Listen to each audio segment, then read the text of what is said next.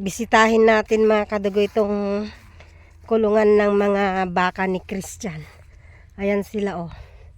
Ito si bakang bulog. Di makilmit na ya. Wen, lumaki na siya mga kadugo. Nakatakot dito. Hindi siya magsasang daw.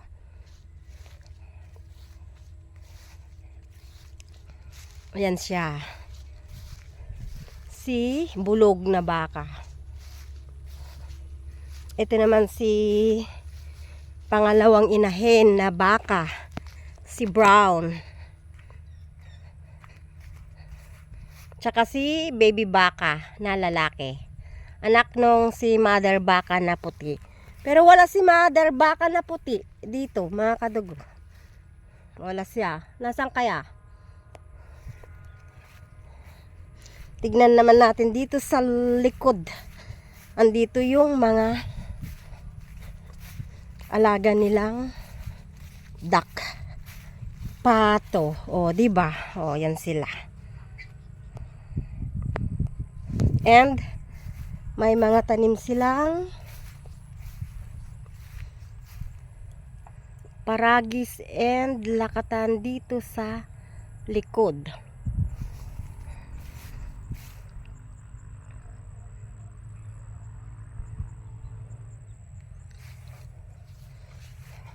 Yan mga kadugo.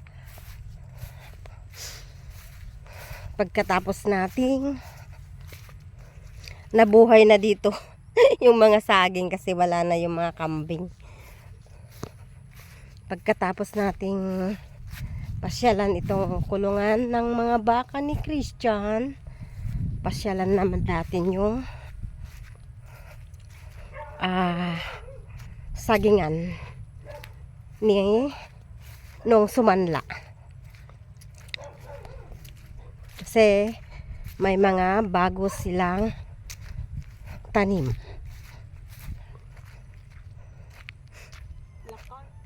Ayan.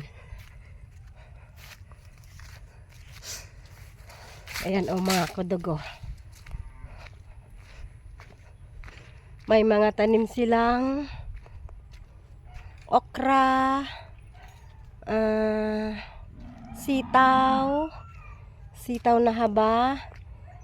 Malinis itong sagingan nila. Masipag yung mandami nilang okra oh. Sitaw.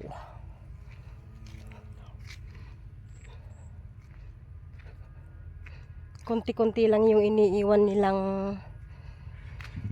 saging mga kadugo. Isa, dalawa, ganun lang. Isang malaki at saka isang maliit. Ayun yung may-ari.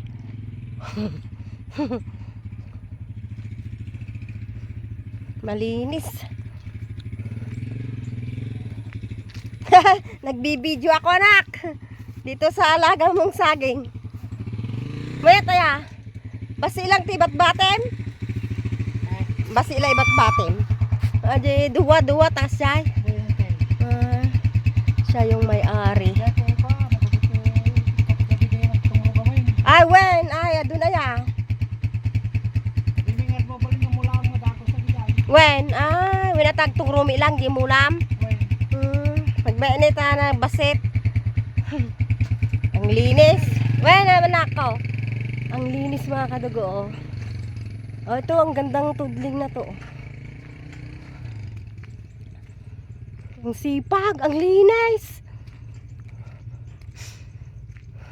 Hindi kagaya nung ako ang nag-aalaga mga kadugaw. Ang laking kon oh. Ang laki oh. Ang ganda, maganda kasi yung puno, malaki. Kaya maganda din yung ano niya. Yung bunga. Nililinisan niya mga kadugo. Yung nagtutungro, inalis na niya oh. Di ba?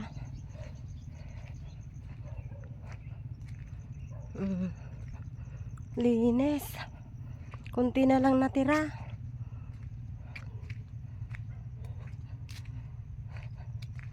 Ayan mga kadugo. Ang linis. Sipag nung may-ari. I-browse pa natin minsan, oh.